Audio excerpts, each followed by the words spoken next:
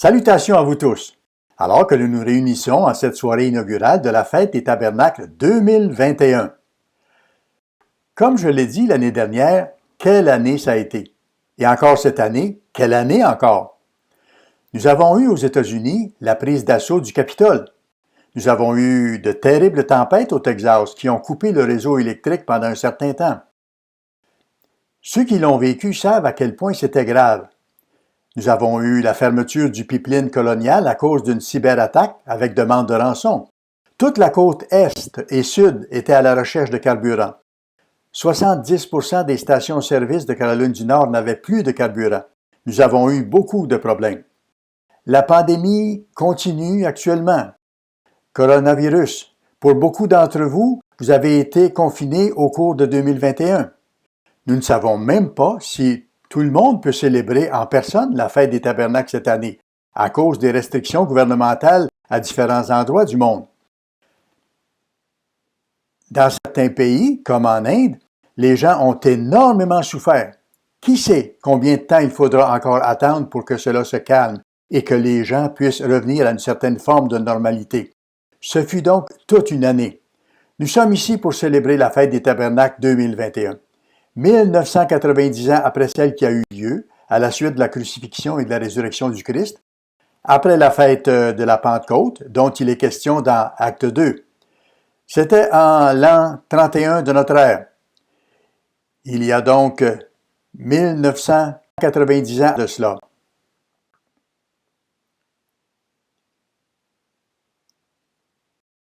Ce soir, je veux poser quelques questions très simples.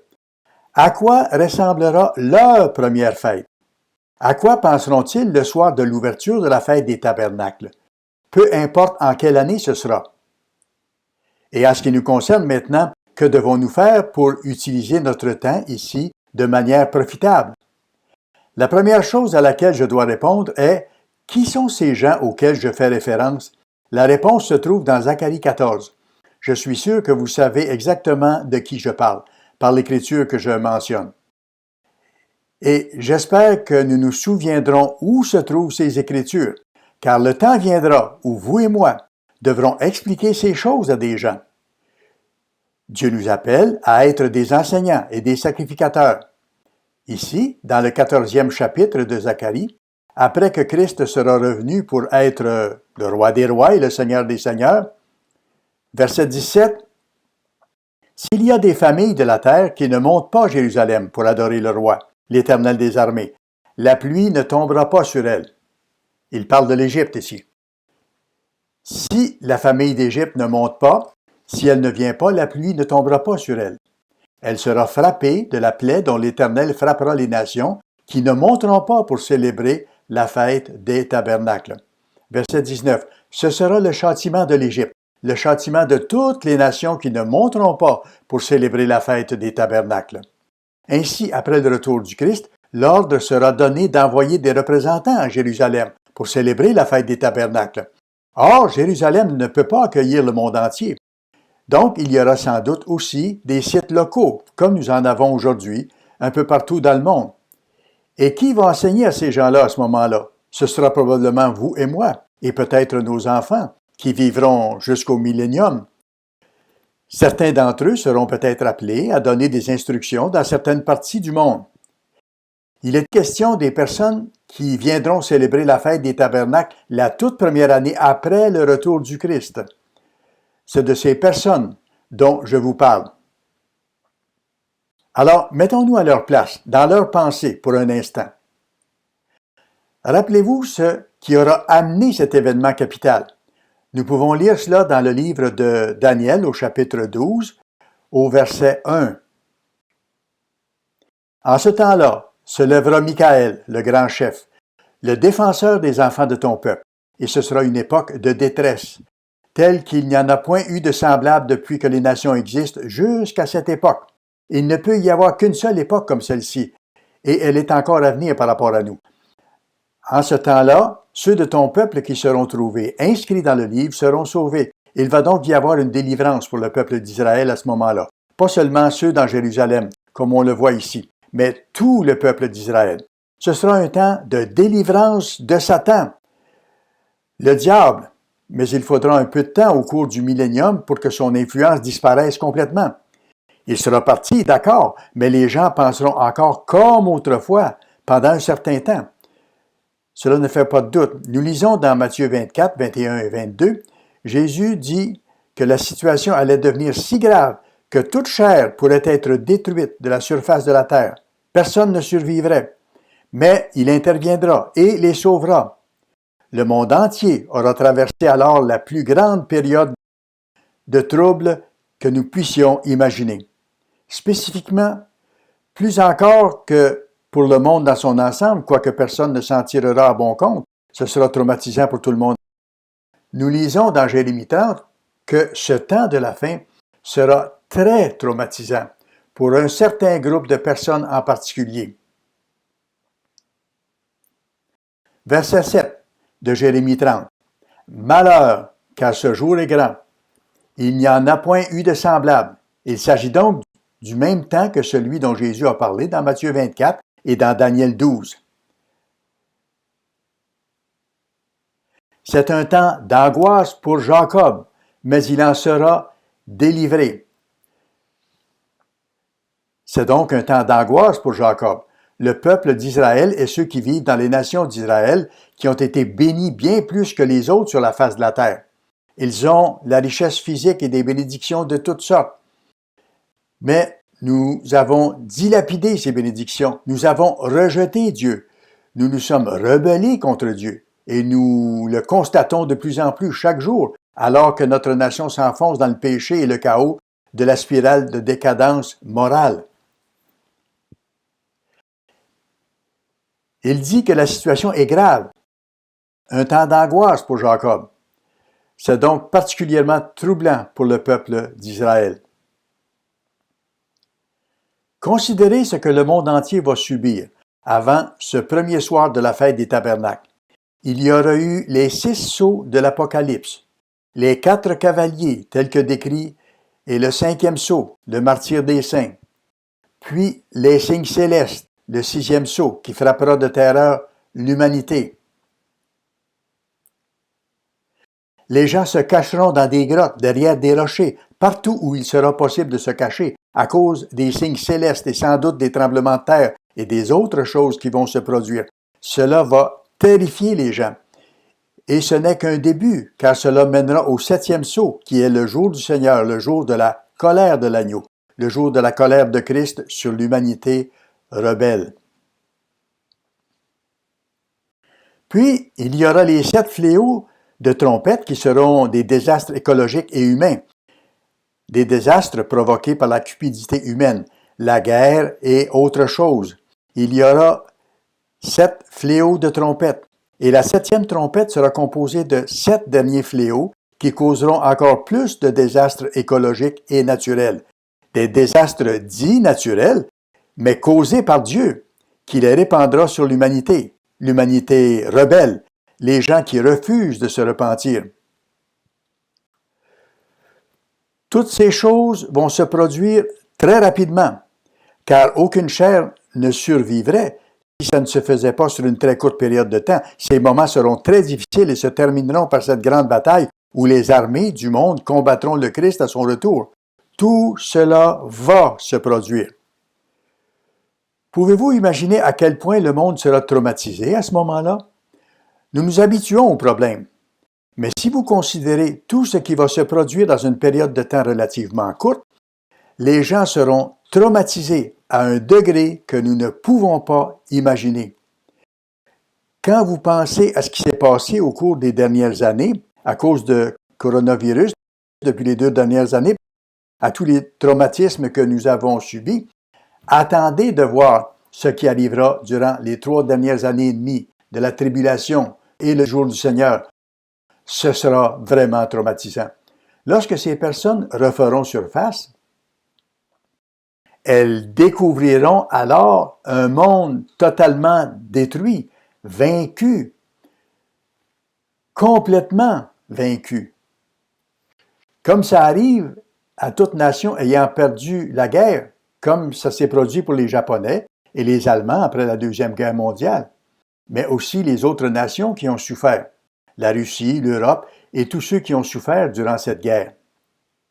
Lorsque la guerre touche à sa fin et qu'ils ont le temps d'y repenser, ils constatent l'horreur qu'ils ont vécue. Ces gens ont traversé des épreuves qu'ils n'auraient jamais pu imaginer. Ces personnes vont réellement subir une situation épouvantable. C'est difficile pour nous de le comprendre. Nous savons que des fléaux vont venir. Mais combien d'entre nous étaient vraiment préparés, par exemple, à la pandémie de coronavirus, mentalement et spirituellement? Nous voyons maintenant que les choses pourraient être bien pires. Nous y pensons, mais seulement lorsque nous avons pris conscience de la situation. Ésaïe 40, versets 1 et 2, nous donne des mots d'encouragement formidables. Je vais les lire ici.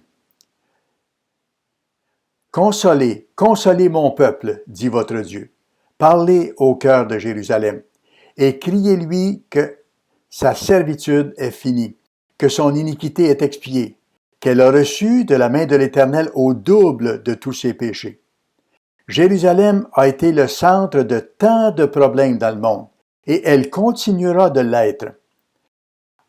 Encore plus à la toute fin, car elle sera au cœur même des événements de la fin.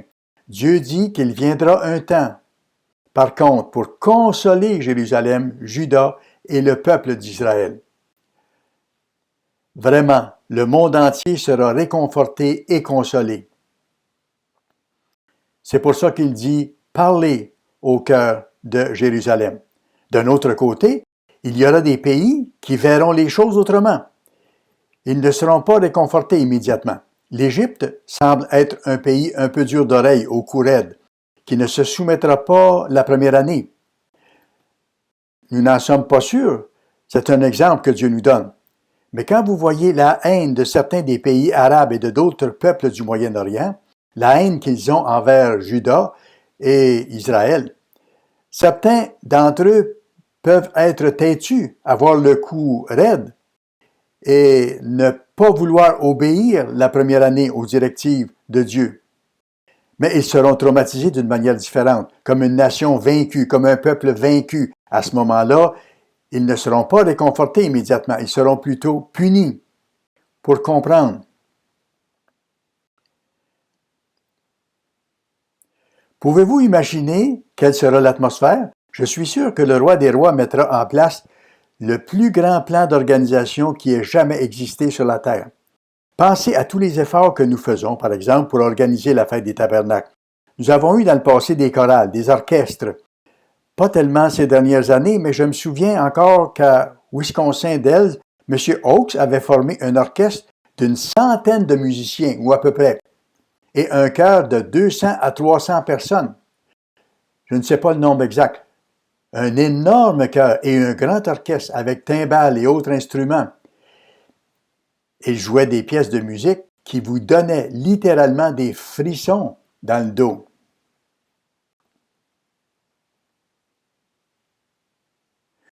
Je suis sûr que le roi des rois aura un chœur et un orchestre qui s'exécuteront lors de la soirée inaugurale et pendant la fête. Ce sera formidable.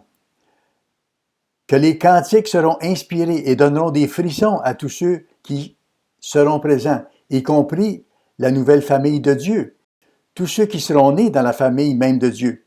Peut-être entendrons-nous des chœurs angéliques et la plus grande musique écrite à ce jour. Des choses qu'on ne peut pas imaginer aujourd'hui. Puis, nous entendrons des messages réconfortants, presque sûrement donnés par Jésus lui-même. Nous n'en sommes pas certains, bien sûr, mais ce sera probablement le cas. Les paroles que Jésus prononcera seront des paroles de réconfort, des paroles de bienveillance. Dans Ecclésiaste, chapitre 10, nous lisons ceci au verset 12, je ne prendrai pas le temps de m'y reporter, mais je vous le dis simplement. Les paroles de la bouche du sage sont pleines de grâce. Les paroles de la bouche du sage sont pleines de grâce. Jésus va prononcer des paroles bienveillantes. Il va réconforter ceux qui seront là. ce groupe de païens vaincus qui avaient lutté contre lui, les Israélites qui l'avaient combattu, et les gens qui ont souffert dans la tribulation, qui ont même souffert le martyre, ils seront réconfortés. C'est ce qui est écrit. Ils seront heureux. Il y aura là un mélange de gens. Chacun aura besoin de réconfort. Les paroles de la bouche du sage sont pleines de grâce. Allons maintenant au livre de Luc, au chapitre 4, et nous allons lire le verset 22. Luc, chapitre 4, verset 22. Et tous lui rendaient témoignage. Ils étaient étonnés des paroles de grâce qui sortaient de sa bouche. Et ils disaient, n'est-ce pas le fils de Joseph? Ils étaient surpris par ces paroles gracieuses. Il est évident qu'ils le connaissaient, ou qu'ils connaissaient sa famille, car cela se passait à Nazareth. Ces gens étaient, en quelque sorte, de son peuple. Mais quel était le contexte de sa déclaration bienveillante? Revenons à Luc, chapitre 4. Voyons maintenant ce que dit le verset 14. Luc 4, 14. Jésus, revêtu de la puissance de l'Esprit, retourna en Galilée, et sa renommée se répandit dans tout le pays d'alentour. Il enseignait dans les synagogues, et il était glorifié par tous. Il se rendit à Nazareth, verset 26, où il avait été élevé, et, selon sa coutume, il entra dans la synagogue le jour du sabbat. Il se leva pour faire la lecture, et on lui remit le livre du prophète Ésaïe. L'ayant déroulé, il trouva l'endroit où il est écrit. Verset 18. L'Esprit du Seigneur est sur moi, parce qu'il m'a oint pour annoncer une bonne nouvelle aux pauvres. Il m'a envoyé pour guérir ceux qui ont le cœur brisé, pour proclamer aux captifs la délivrance et aux aveugles le recouvrement de la vue, pour renvoyer libres les opprimés, pour publier une année de grâce du Seigneur. Nous savons qu'après, il referma le livre et déclara ceci. Verset 21. Aujourd'hui, cette parole de l'Écriture que vous venez d'entendre est accomplie. C'était une préfiguration de ce qui allait s'accomplir plus tard. Lorsqu'il parle d'une année de grâce du Seigneur, il fait également référence au jour du Seigneur et à ce qui s'ensuivra. Il s'agit donc d'une prophétie, non seulement de ce qui s'est produit à ce moment-là, mais aussi de ce qui doit encore se produire à l'avenir. Il a prononcé des paroles gracieuses, et il prononcera sans aucun doute d'autres paroles gracieuses ou bienveillantes lorsqu'il reviendra. Vous savez que Jésus est le Dieu de l'Ancien Testament. On le voit dans Exode au chapitre 34. Moïse voulait en savoir davantage sur le nom de Dieu. Au verset 5, il est écrit « L'Éternel descendit dans une nuée, se tint auprès de lui et proclama le nom de l'Éternel. Voici ce que signifie son nom. C'est son caractère, sa personnalité, ce qu'il est. Voilà. Il s'agit bien sûr de Jésus. Mais comme lui et son Père sont un, ce nom décrit les deux personnages, s'applique aux deux grands personnages. Verset 6. Et l'Éternel passa devant lui et s'écria, l'Éternel, l'Éternel, Dieu miséricordieux et compatissant, lent à la colère, riche en bonté et en fidélité, qui conserve son amour jusqu'à 1000 générations, qui pardonne l'iniquité, la rébellion et le péché. Pouvez-vous imaginer toutes les transgressions et tous les péchés qui devront être pardonnés à ce moment-là, au début du millénium? Mais qui ne tient point le coupable pour innocent, et qui punit l'iniquité des pères sur les enfants et sur les enfants des enfants jusqu'à la 3e et à la 4e génération. Il y a donc un prix à payer pour ceux qui refusent de se repentir. Mais les vaincus s'humilieront pour la plupart à ce moment-là. Certains d'entre eux auront le cou raide au début et se soumettront parce qu'ils y seront obligés. Mais il ne faudra pas longtemps pour qu'ils comprennent le caractère même de Dieu qui nous a créés pour qu'ils l'apprécient, pour qu'ils le découvrent et pour apprécier ce qu'il va faire pour eux. Plusieurs se comporteront comme des enfants ayant été réprimandés, qui se glissent dans les bras de leur Père pour être réconfortés. Le Christ les consolera. Cette attitude doit aussi être la nôtre. Après une bonne nuit de repos, au début de la fête, les gens iront à l'assemblée du matin pour y être enseignés. Il y aura sans doute des assemblées tous les jours au cours de la fête, comme on peut le lire dans le livre de Néhémie, où les gens se réunissaient chaque journée. Ils entendront donc la parole de Dieu chaque jour. Peut-être que l'enseignant commencera par expliquer les jours saints et les fêtes dont la signification révèle le merveilleux plan de Dieu, pour que ces personnes apprennent ce que Dieu a fait depuis le tout début. Il commencera par la Pâque, et si c'est le Christ qui parle ou quelqu'un d'autre qui enseigne, il indiquera que Christ est celui qui a tout créé. Il lira peut-être Colossiens 1, versets 15 à 18, montrant que c'est lui qui a créé toutes choses, les choses visibles et invisibles, domination et autorité. Tout a été créé par lui et pour lui. Ils apprendront d'où venait le Christ, que c'est lui qui était le Dieu de l'Ancien Testament, que c'est lui qui a provoqué un déluge mondial pour détruire l'humanité, parce qu'elle était devenue tellement corrompue à cette époque. Et c'est sa colère, s'abattant sur l'humanité, qui les aura finalement amenés là où ils seront pour observer cette première fête des tabernacles. Il est celui qui a sauvé Israël de l'Égypte. Il est celui qui a été tué à cause de nos péchés. Ce message ira aux musulmans, aux bouddhistes, aux gens du monde entier, aux athées. Ils vont finir par comprendre la Pâque et ce qu'elle signifie, pourquoi elle a eu lieu anciennement et ce qu'elle signifie pour eux aujourd'hui. Il va expliquer la fête des pains sans levain et dire comment nous devons sortir du péché, comment nous devons changer, que nous ne pouvons pas rester comme nous sommes. Les gens vont avoir beaucoup de péchés à éliminer de leur vie. Il y aura des homosexuels, des lesbiennes et des transsexuels. Il y aura des adultères, des fornicateurs, des personnes qui se seront droguées, et ainsi de suite. Beaucoup d'entre eux ne survivront probablement pas au temps annoncé, mais il y en aura qui survivront. Certains auront connu la prison parce qu'ils étaient des voleurs, des meurtriers ou des choses du genre. Ils devront reconnaître qu'ils doivent se débarrasser de leur ancien mode de vie, abandonner cette voie de vie. Il sera question de la Pentecôte. Ils découvriront que c'est Jésus qui a énoncé les 10 commandements et qui a conclu une alliance avec l'ancienne nation d'Israël. Ils apprendront qu'il est revenu et qu'il fera une alliance nouvelle avec la maison d'Israël, la maison de Juda et avec l'humanité entière, parce qu'ils deviendront tous des enfants d'Abraham spirituellement. Une nouvelle alliance va donc être conclue dans le futur. Il ne fait aucun doute qu'il leur dira « Souvenez-vous de ces 2 témoins que vous avez tués. Ils sont vivants maintenant. Ils font partie des prémices. Et souvenez-vous de tous ces autres que vous avez assassinés, persécutés, que vous avez rejetés et dont vous vous êtes moqués. Ils sont ici, avec moi, avec le Christ.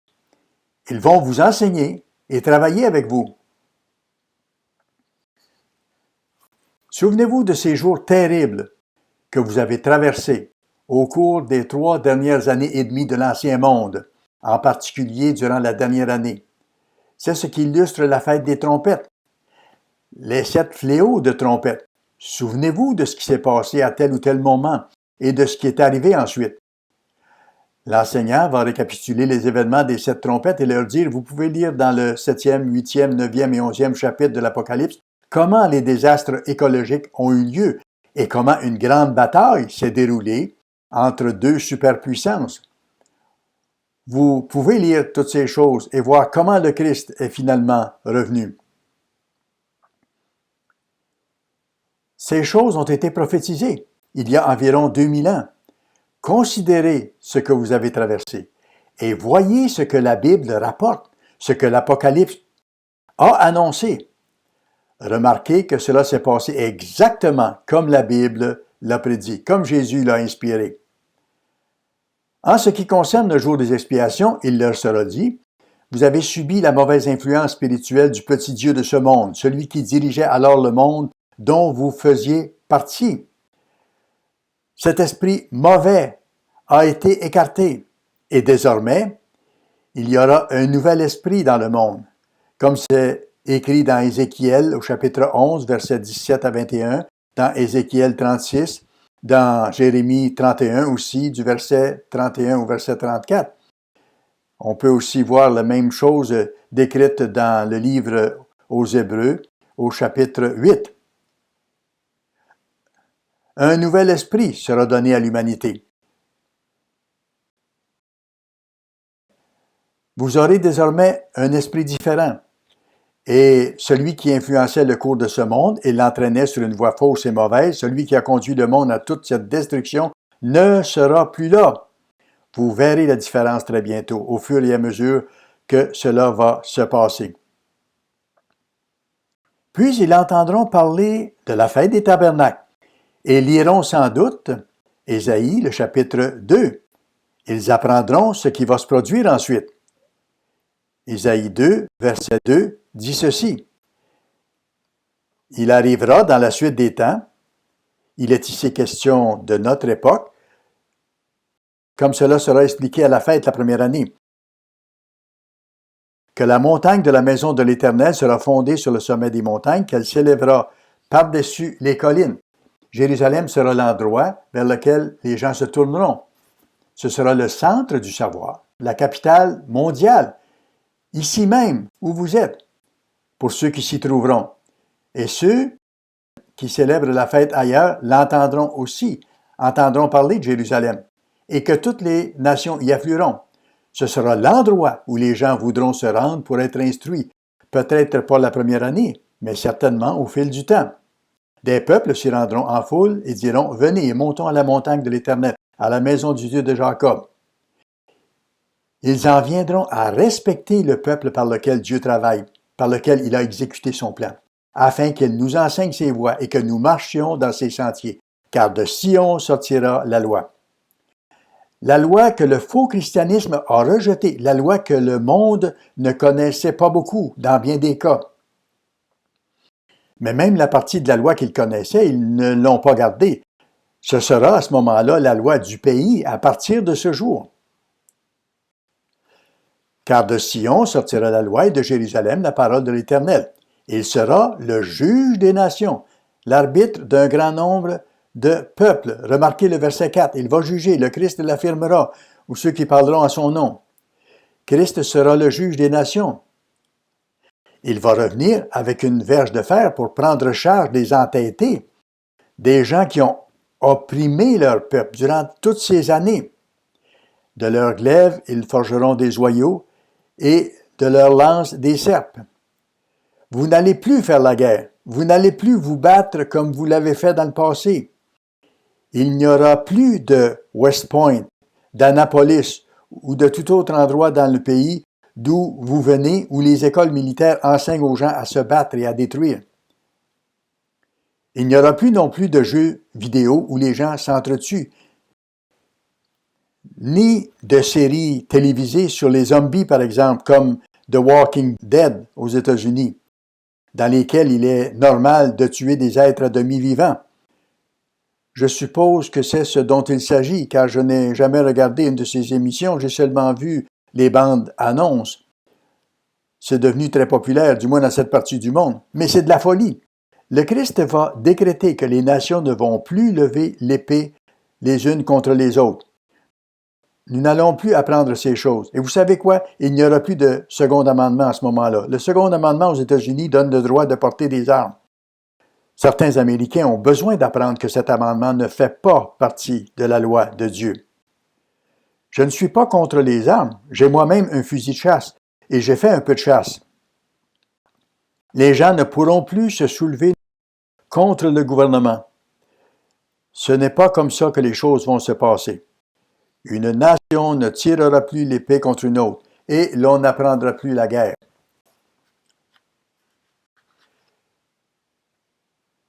Ésaïe, le 11e chapitre, sera aussi mentionné. Je ne le lirai pas, mais vous l'entendrez sans doute pendant la fête, où nous voyons que le lion habitera avec l'agneau. Ces propos ont un sens littéral, mais c'est aussi une allusion aux gens puissants, aux gens forts, qui s'en prennent aux faibles du monde.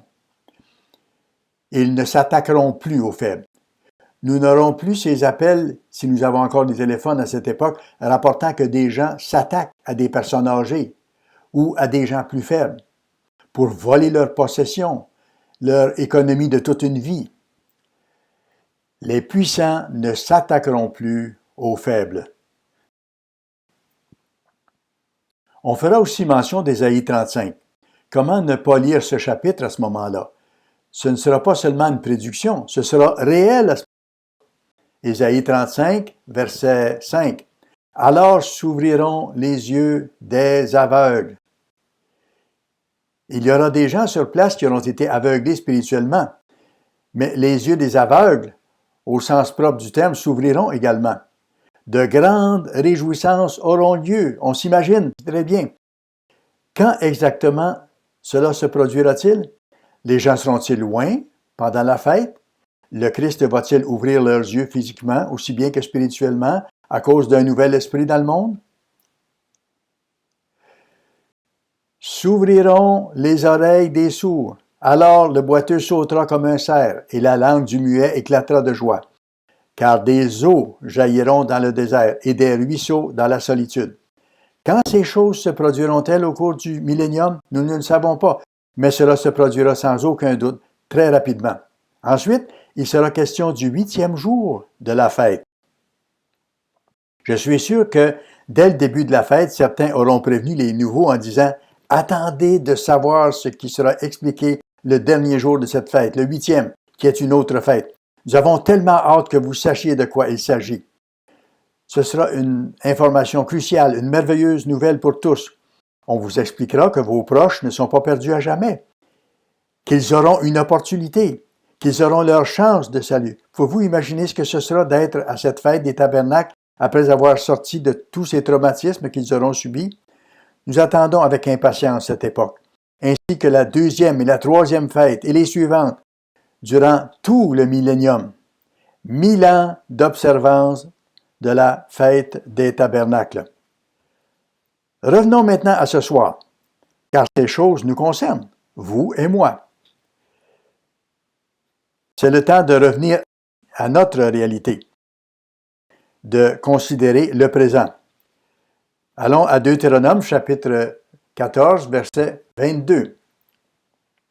Deutéronome 14, verset 22. Tu lèveras la dîme de tout ce que produira ta semence, de ce que rapportera ton champ chaque année. J'espère que nous sommes ici parce que nous avons été fidèles en mettant de côté nos dîmes pour aller à la fête. Certaines personnes prennent cela à la légère. Nous allons l'enseigner dans quelques années. Dieu va-t-il se servir de nous pour enseigner quelque chose aux autres que nous n'aurions pas pratiqué ni préparé nous-mêmes? J'espère que nous avons été fidèles dans cette démarche. Je dis cela parce que je sais que certains ne le sont pas. La plupart d'entre vous sont fidèles dans cela, mais certains ne le sont pas. Je suppose que si ce n'est pas le cas, le fait que je dise quelque chose ne changera rien, mais je le fais avec espérance que ça va changer. J'espère que les gens comprendront le message. Verset 23. « Et tu mangeras devant l'Éternel ton Dieu dans le lieu qu'il choisira pour y faire résider son nom. » Jérusalem sera un lieu de fête dans le futur, mais tous ne pourront pas s'y rendre en même temps. Les gens seront répartis dans le monde entier, dans différents endroits, comme nous le sommes en ce moment. Mais il sera possible d'y aller. La dîme de ton blé, de ton mou, de ton huile, et les premiers-nés de ton gros et de ton menu bétail, afin que tu apprennes à craindre l'Éternel. Pour en arriver à avoir un plus grand respect, une plus grande compréhension, une plus grande connaissance de l'Éternel Dieu, de Jésus-Christ et de notre Père aussi.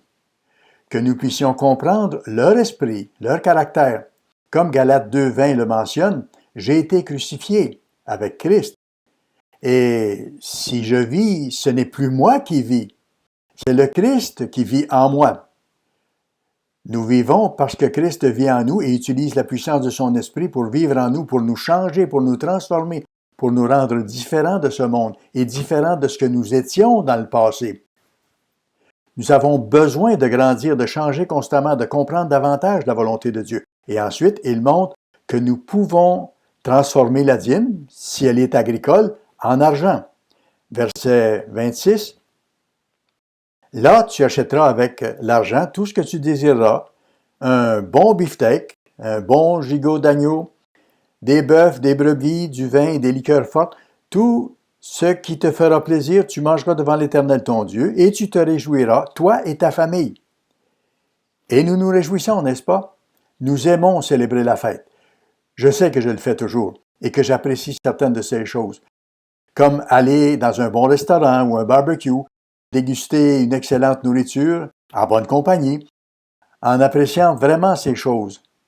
Je me rappelle que certaines personnes m'ont déjà dit, lorsque je commençais à découvrir la vérité, « Oh, c'est là une servitude! » Il m'arrive souvent de dire, devant un bon repas à la fête, alors que je suis assis et que je profite d'un merveilleux mets, n'est-ce pas de l'esclavage, n'est-ce pas affreux, n'est-ce pas terrible? Non, au contraire, c'est merveilleux et Dieu veut que nous nous réjouissions. Il veut que nous puissions profiter du fruit de notre travail et que nous nous réjouissions. Mais réjouissons-nous avec un but précis. Réjouissons-nous avec d'autres personnes, avec toute notre famille. Ne nous contentons pas de consommer égoïstement pour notre seul plaisir, mais profitons-en pour partager et servir les autres.